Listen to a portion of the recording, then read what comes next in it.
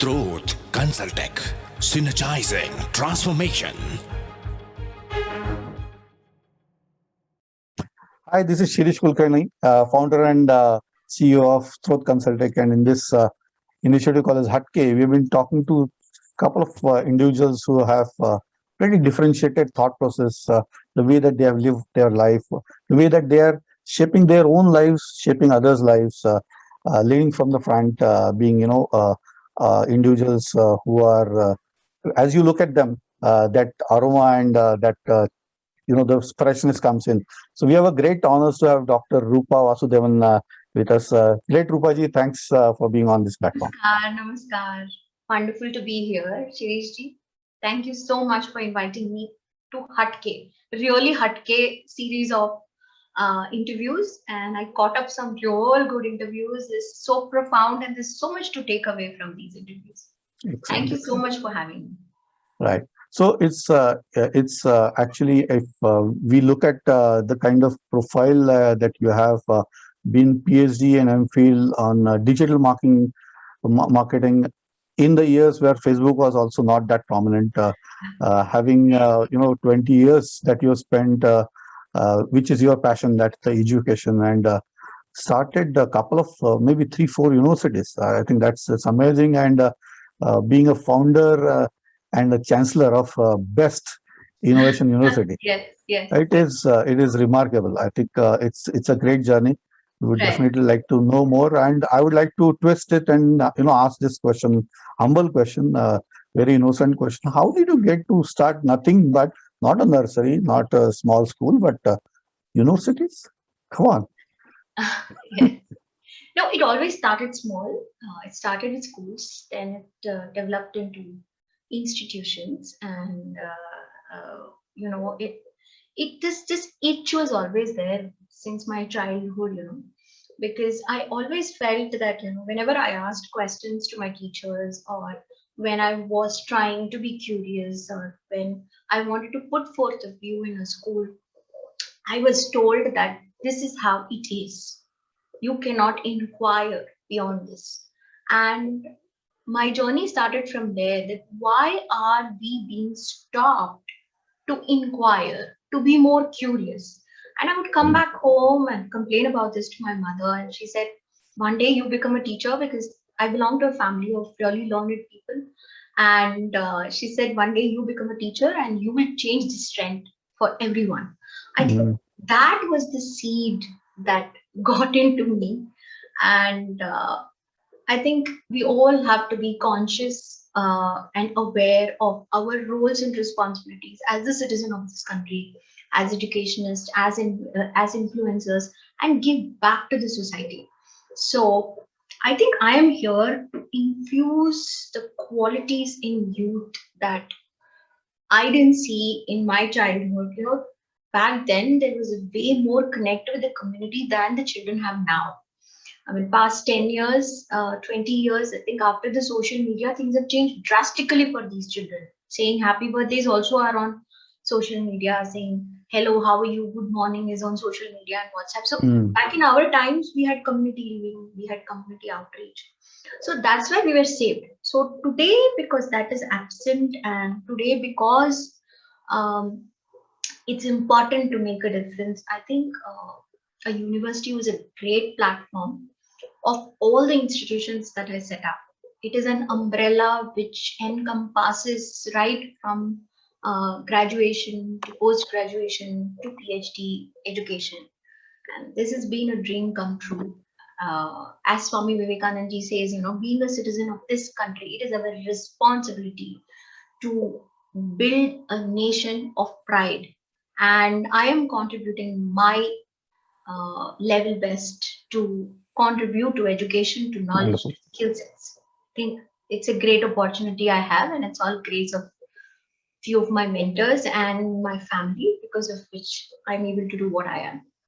I think what I am getting is a profound sense of a profound value system that individual has, the ethos and the basics that we have learned from our ancestors, and sense of giving back. Something that if at all I have not been able to get, I would make sure that I'll give it back to the individuals and the youth. I think that's sense I'm getting.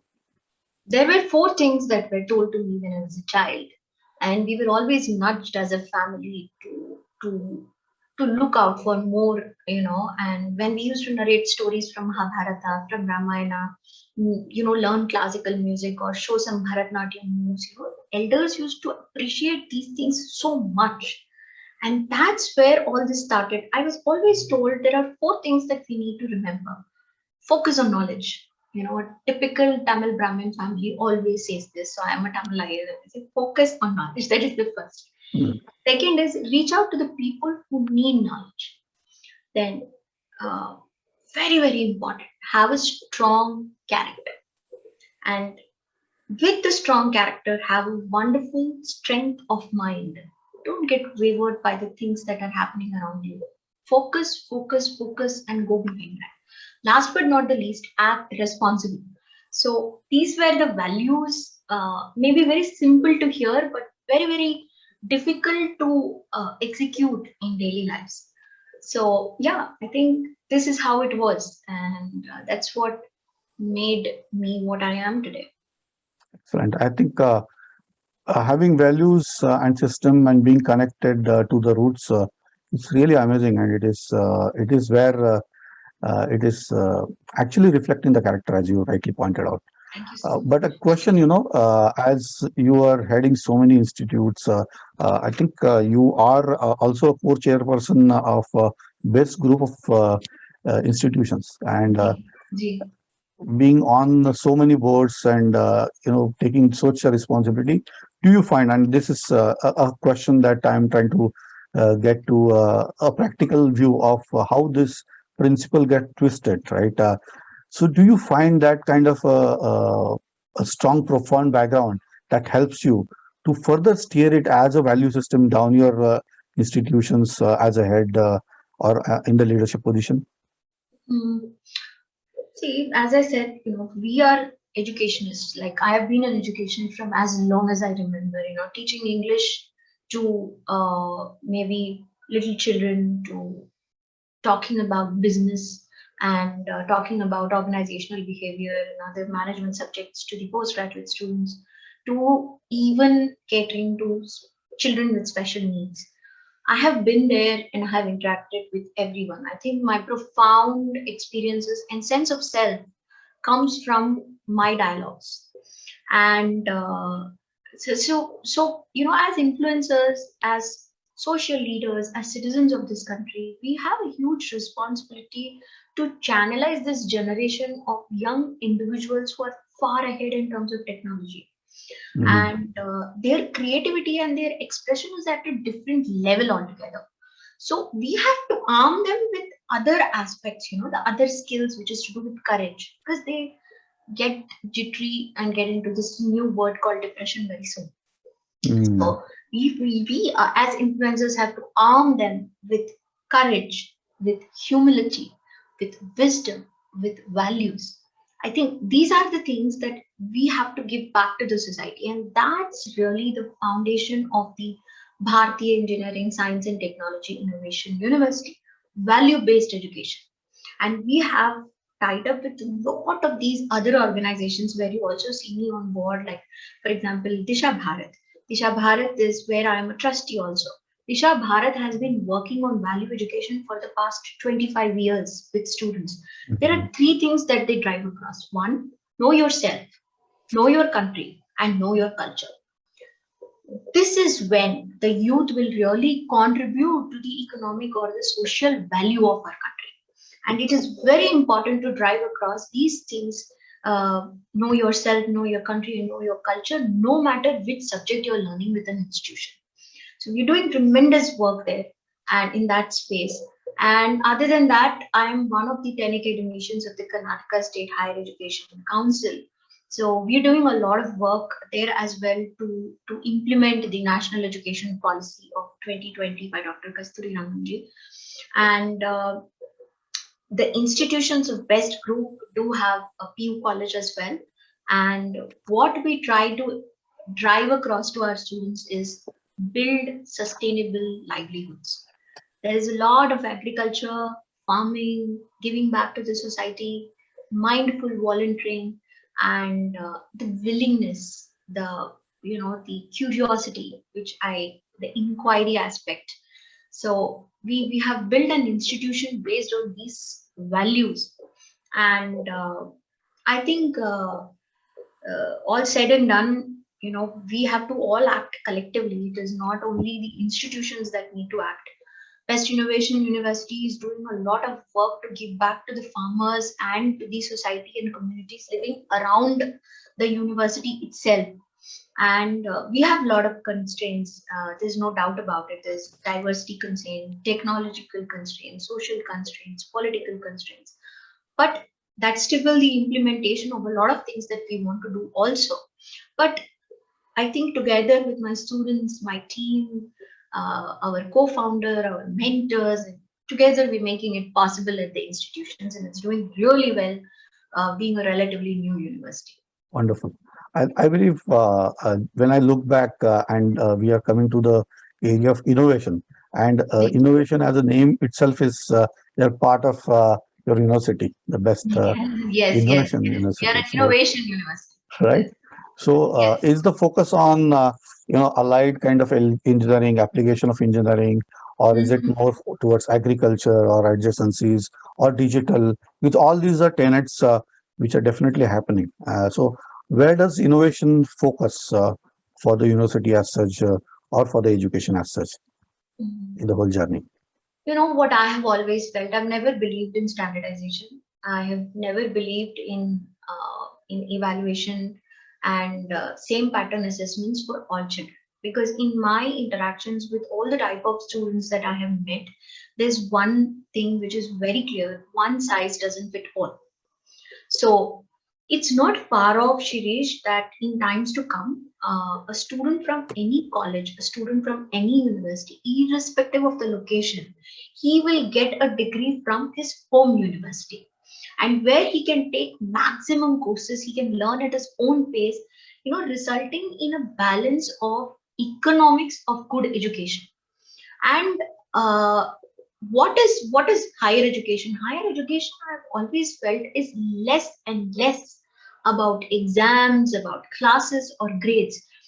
It should be like an experience that a person takes and carries forward his entire life. This experience that prepares a student to become a functioning member of a workforce, uh, with driving the requisite knowledge and skill sets that will benefit the society, community, and the country at large.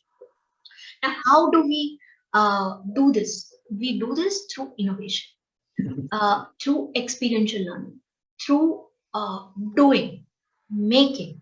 And we have something called as Best Incubator, Bhartiya Incubation Center, where we have, in the first year itself, mentored about 6 groups of students who are doing so phenomenally well, and for solving the issues around them. Like we see that Karnataka has a huge issue, and Andhra Pradesh has a huge issue of stealing of sandalwoods, the red sandalwood and the sandalwood. So one of my student, he went to an agriculture students. It's all about multidisciplinary and transdisciplinary approach. So he went to the other student from agriculture. They both came together. They built an app. They built a sensor that is now given to the AP government to implement, and whereby anybody trying to touch any of the sandalwood trees, the sensor will play on, and it will tell the authorities that there is something fishy happening in this area.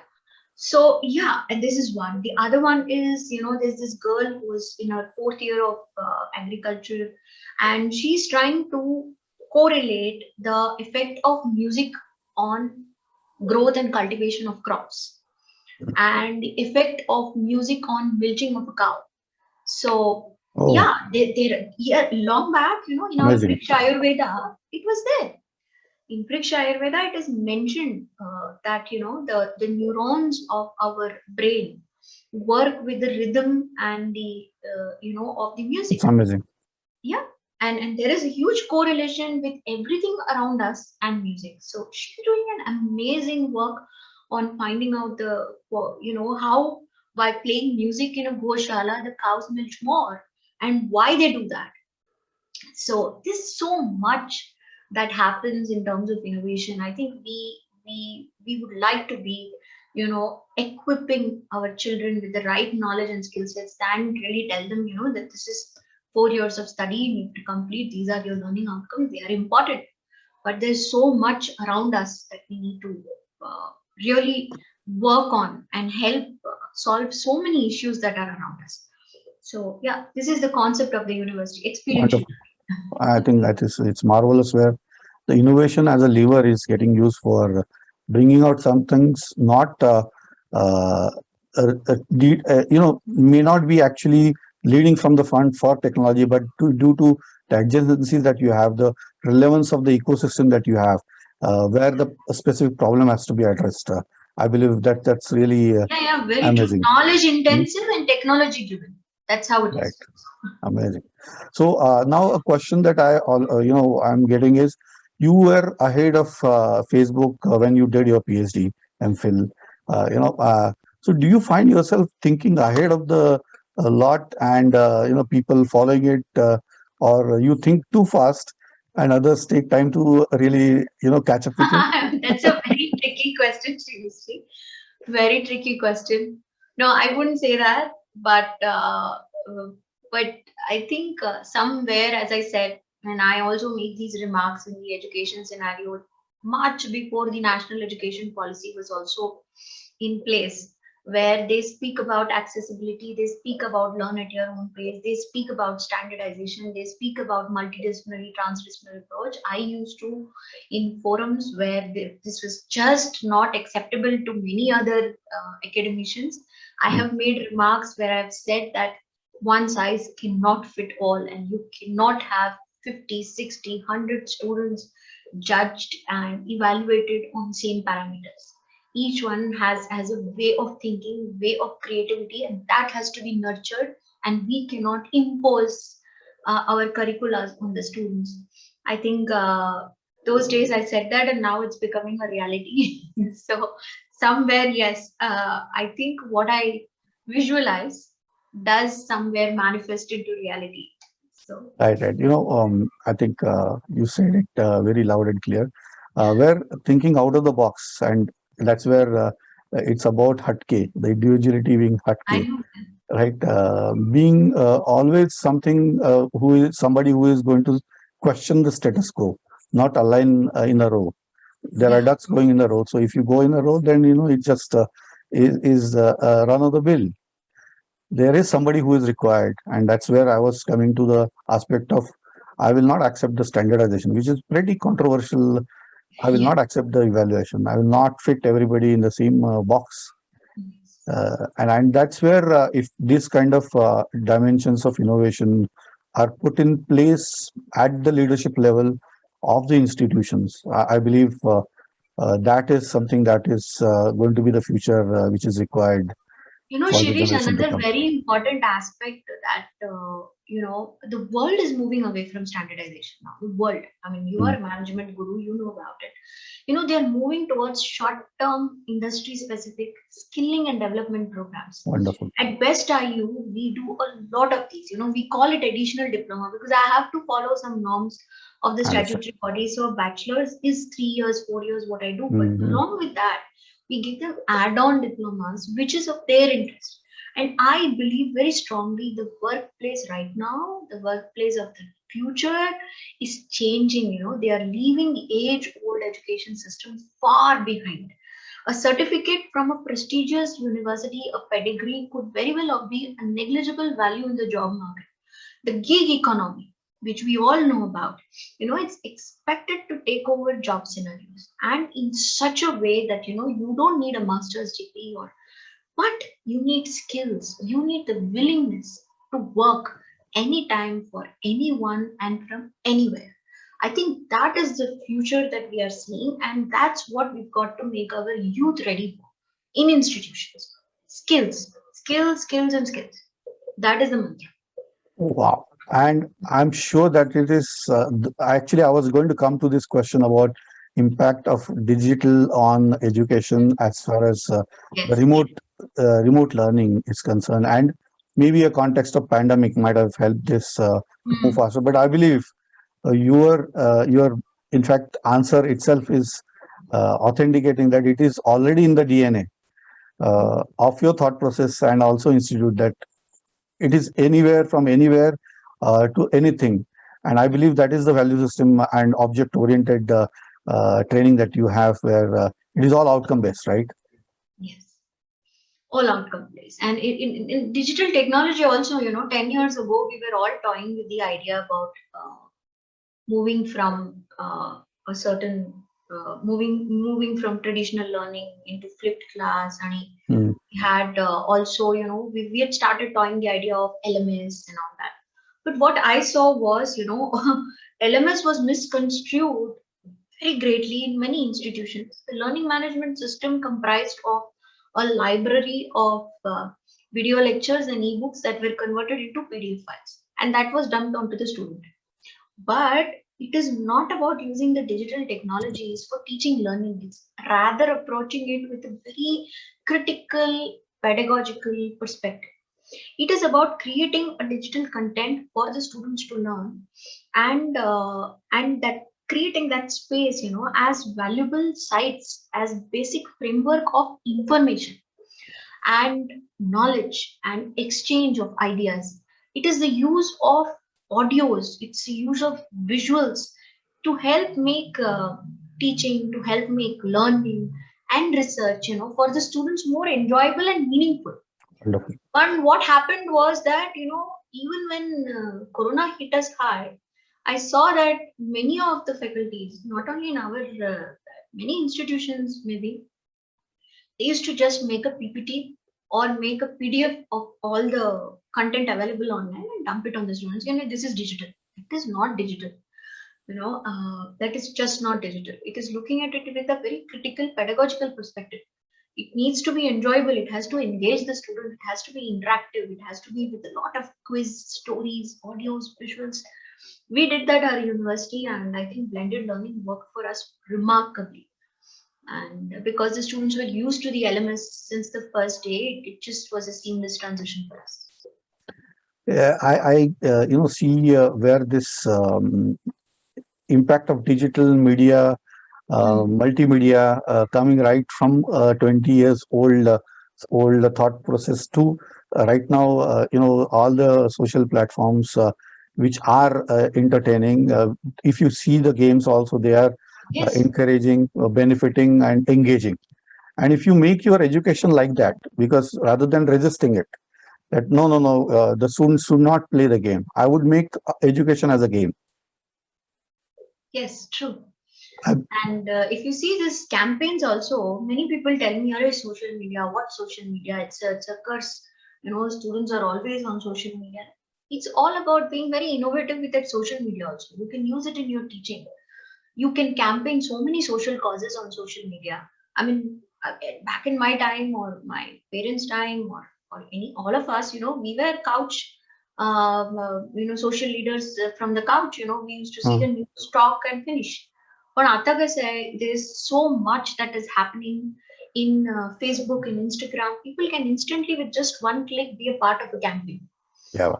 And they are so aware. The children today, it's a very effective, responsive tool and highly interactive. So we can use this, to make education convenient. Yeah, it's possible. It's like education in the mobile. The university is in a handheld device where We you are click doing the that. remote, Yeah, we right? have that. Yes, It's very true. it's fundamentally different way of looking. I was having that question of how do you look at the university education 5 years and 10 years down the line, and maybe not the university in a mobile could be a concept where a handheld device contains all the links. I believe all the postgraduate and PhD theses also are available. It's just virtual libraries across the world that you are connected with. I believe that's where the whole education is going, right? Things are available from anywhere, anytime. Very true. What we are trying to promote now, is education for sustainability.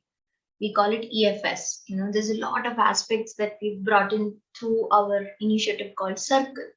Now, circle only means a circle where we have a group of people, society, uh, our industry, our political, the governments, System.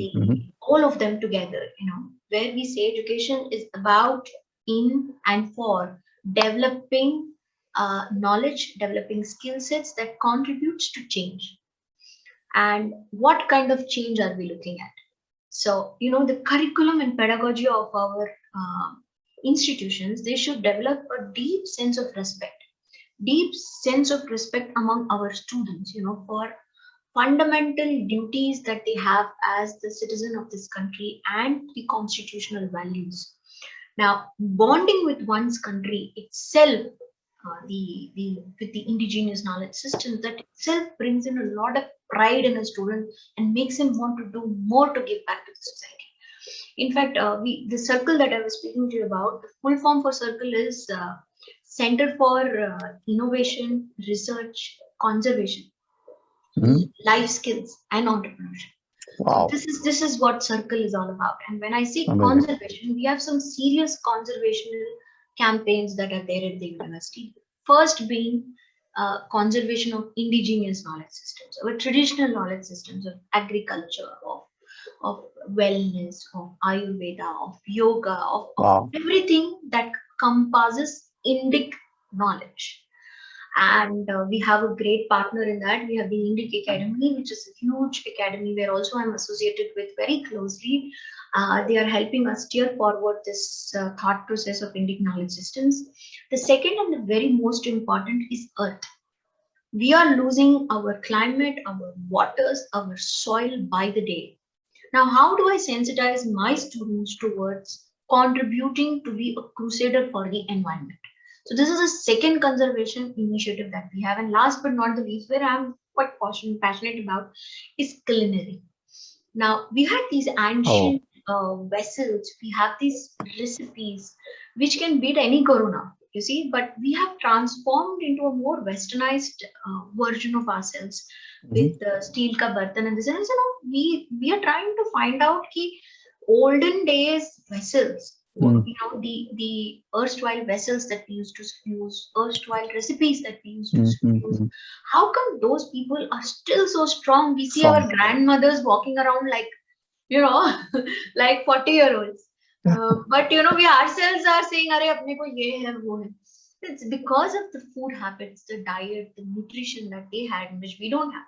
So conservation is very important. Innovation I spoke to you about. So the circle encompasses this whole thing about where we live, our community, our environment, our Mother Earth. Wow. So, yeah. I think this circle is definitely something which is encompassing the real root of not only India but Mother Earth. And if at all, I see that if you are so much grounded, and if the students are grounded with the abilities that they are going to have through the technology arms and levers and digital, as they are connected with the world and they know what's happening at the click of the button in Western countries. I believe that is the strongest way that we can create our students for future, right? As a leadership. So I was listening to a very interesting talk by Sri Anand Mahindra in one of my sessions, and he was making a very beautiful thing that India must start owning innovation. We've never done that. I mean, the kind of resilience and the kind of innovation that exists in India, you can find this nowhere in the world. He said, but it is time that we start owning it and we become, jugaad se jhakas. That's where we need to reach. Yeah, I can't forget that. He said, jugaad to sabhi karte hain. We are innovative in almost everything.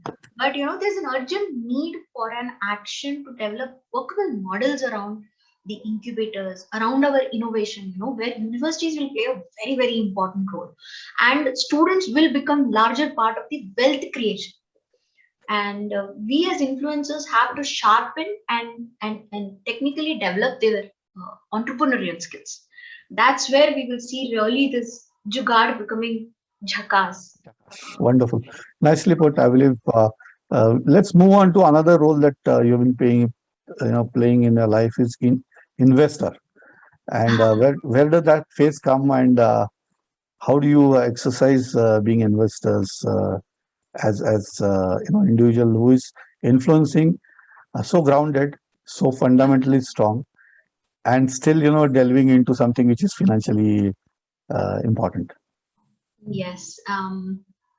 See, it's very, very important that we nurture young talent, and we have an arm also called as the World Forum for Education.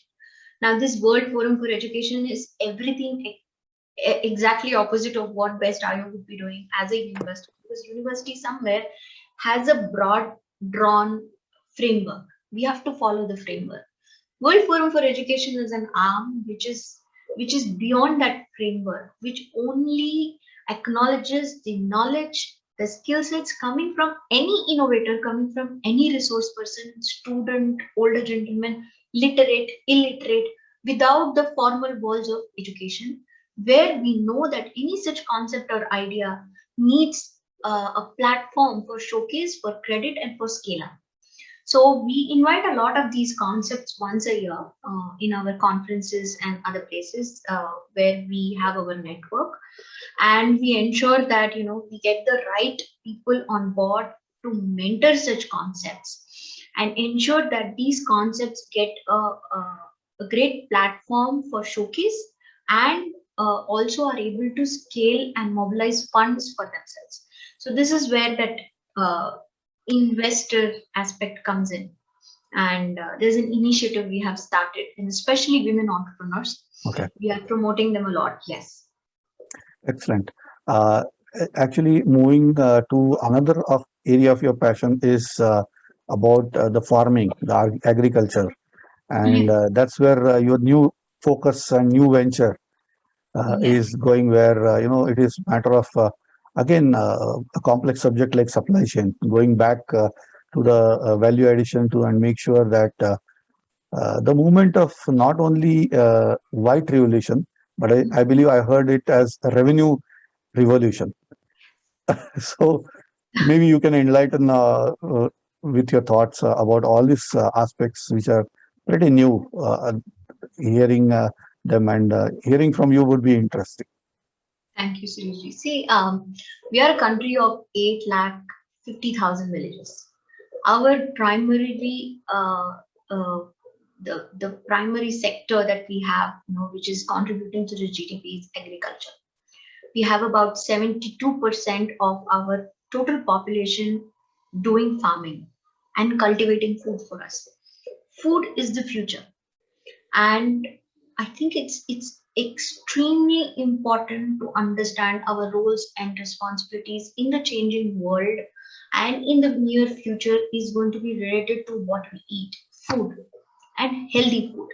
So we are making a considerable difference to sustainable livelihoods across where we are. At the university, we have more than 300 to 400 farmers associated with us, where we provide them with technology, with the right amount of seed. We give them the knowledge transfer on how to grow healthy food, nutritious food, without chemicals, without pesticides, and understand this whole business of supply and chain. So we want a scenario where there are absolutely zero middlemen and traders. We started a venture called as the Evergreen Naturals. Now, Evergreen Naturals primarily works on sustainable livelihoods, and it's an agribusiness venture where we directly initiate our work with the farmers. We have farmer clusters which we have created from across Andhra Pradesh, northern India, and southern India. We work with these farmers very closely, right from giving them the inputs like seeds, the raw materials, the biofertilizers, etc., to helping them with the knowledge to grow that particular high value crops and then bring it to the market and get them a buyback. So it is not contract farming, it is more holistic in its approach, and I'm very, very passionate about the largest population about our, from our country. In fact, I have seen a lot of us, like IT professionals and management, leadership people wanting to start a farm, wanting to invest in farm and grow vegetables, fruits. So we do a lot of these consulting work also to set up, even if you have a 10 by 10 kind of a terrace or a sit Mm. out, we will transform it into a vegetable growing garden so that you are Wow. sustainable in terms of your vegetables. We have services for fruits also. So end to end, we are helping through our farmers with them hand in hand. We are trying to reach out to everyone, sensitizing them about how important is food and healthy food. And that's what is Evergreen Naturals about. Wonderful. What I heard is actually it's matter of whoever deserves to have that kind of value for the efforts that say farmer is putting in.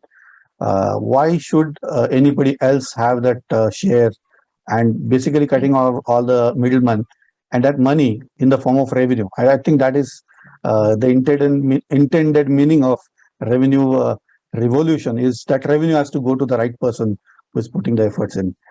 So that's one dimension I am hearing. The second dimension is also a kind of alternate career generation for folks who are maybe into IT or the corporates, and they would like to go back after reaching a little bit of a saturation in their lives to Yeah. their roots. It's basically going back to the nature, and they have options as you are providing them to choose maybe a couple of farms that they want to own up, and really be happy. It's a win-win kind of a value proposition you are generating, right?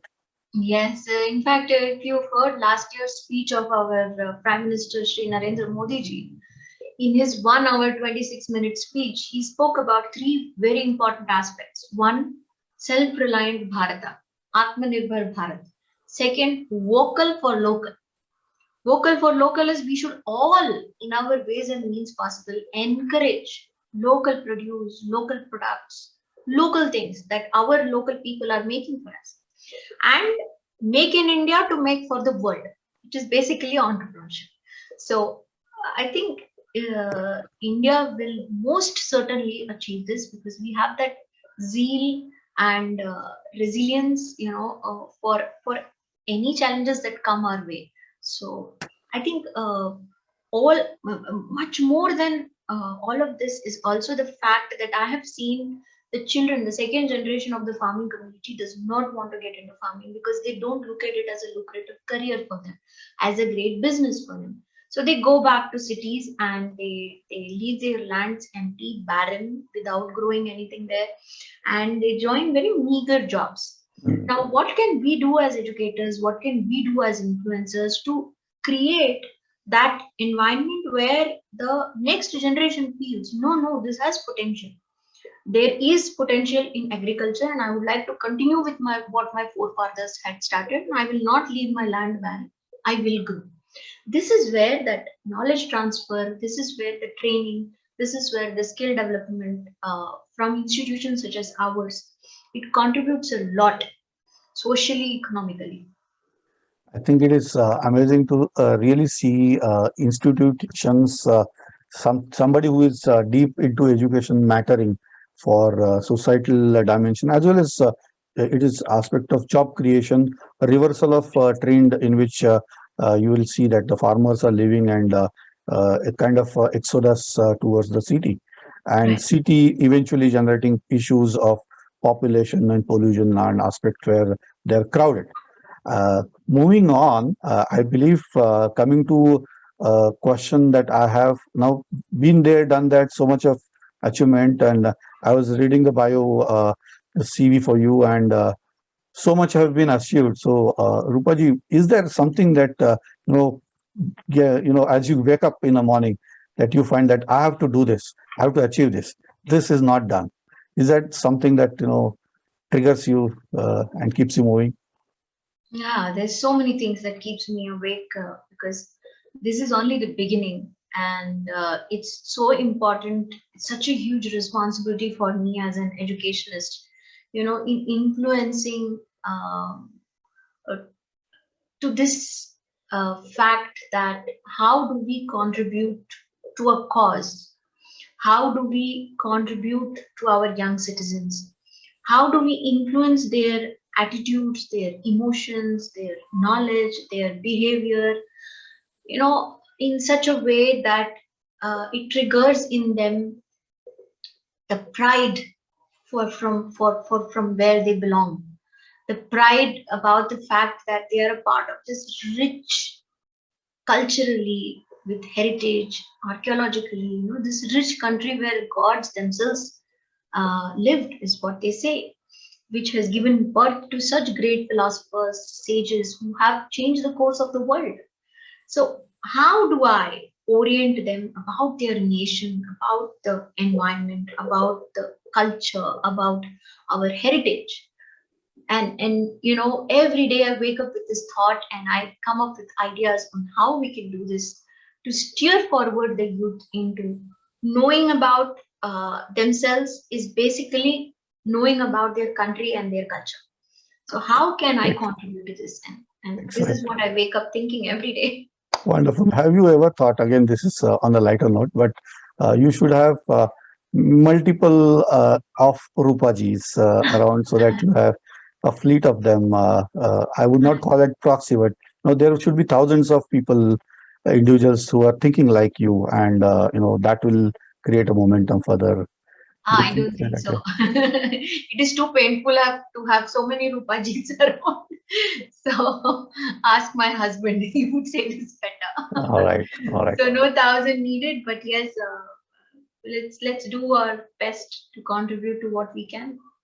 Excellent. I think it was a pretty insightful discussion, and I think covered all the gamuts of your contributions, not only to the existing universities, the new universities, the next gen that is coming, the focus on youth, the generation of jobs, focus on entrepreneurship, investments, and also agriculture, as we looked at. So I think it made a circle. I don't remember the long form of circle, but I'll definitely say that it is a full circle.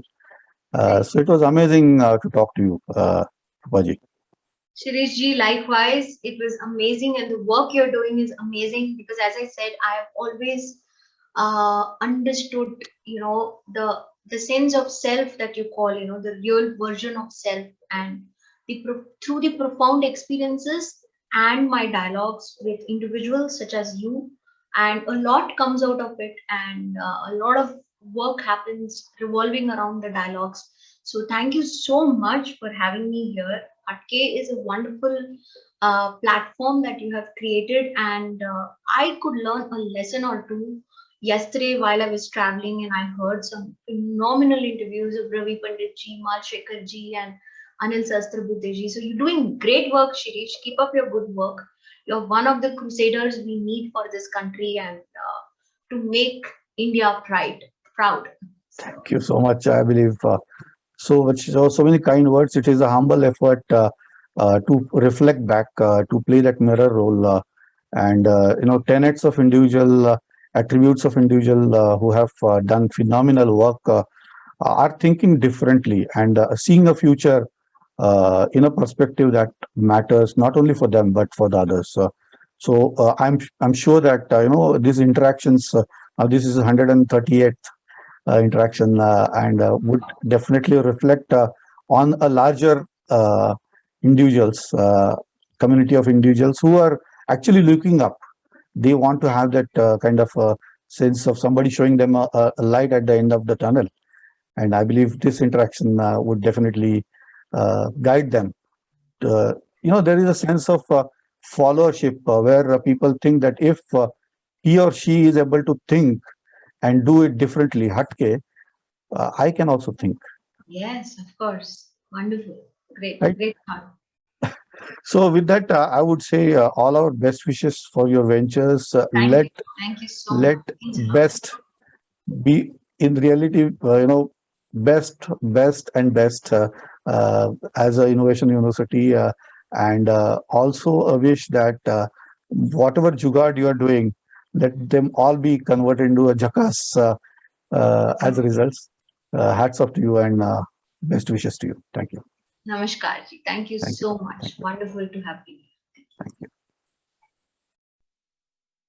Business कोई भी हो, success की नींव हम रखते हैं। बुलंदियों को छूने की आपके अरमानों की उम्मीद जगाती जोत है, हर सपनों का हम स्रोत है। सही स्ट्रैटेजी, परफेक्ट डिसीजन मेकिंग और बिजनेस ग्रोथ के लिए हम आपके साथ कंधे से कंधा मिलाकर आपकी स्वप्न पूर्ति करते हैं। स्त्रोत कंसल्टेक, सिनर्जाइजिंग ट्रांसफॉर्मेशन।